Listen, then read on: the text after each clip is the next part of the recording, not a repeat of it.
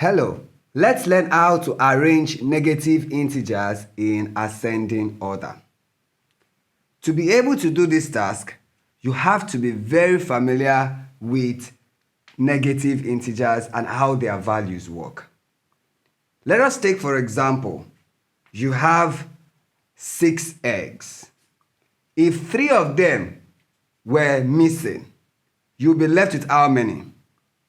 That is 3. How do we show this? We show it by saying that you are 3 eggs less, that is minus 3.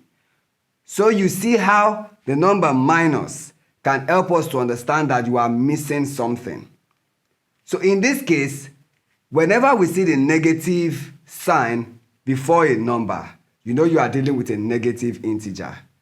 And the bigger the number that carries the minus sign, the more the things that you are missing. Which means whenever we are talking about negative integer, the one with the highest value is usually the smallest one. For example, if I am missing 1 egg out of my 6, I would have more eggs compared to the person who is missing 3 eggs out of his own 6. Because that one will be left with 3 while I am left with 5. So now you see how the negative sign works. So let's use that to try to arrange these numbers in ascending order. Solution. Like I said, the smallest number with a negative sign is usually is always larger than the ones with big numbers and the negative sign. So let us identify if these were positive integers, which one would have been the largest? Of this set of numbers, you would agree that 20 ought to be larger. But since we are dealing with negative integers, in this case, the largest number becomes the smallest in the set. So to arrange this, the smallest would be minus 20.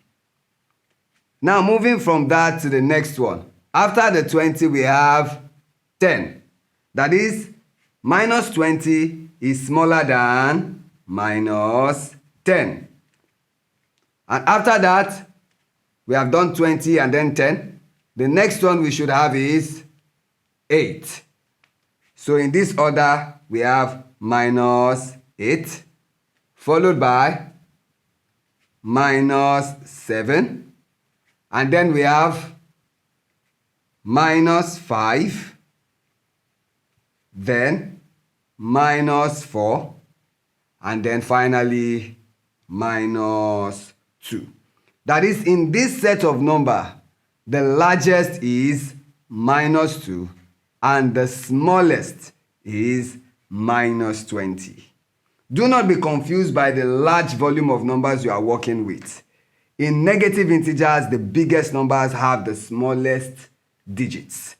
I believe you understand this. Now let us apply it to B. Applying the same logic to B, we will see that of all these negative integers, the one that will have the smallest value is the one that appears big, which is minus 300. Minus 300 becomes our smallest integer, followed by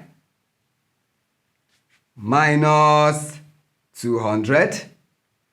And after that, we have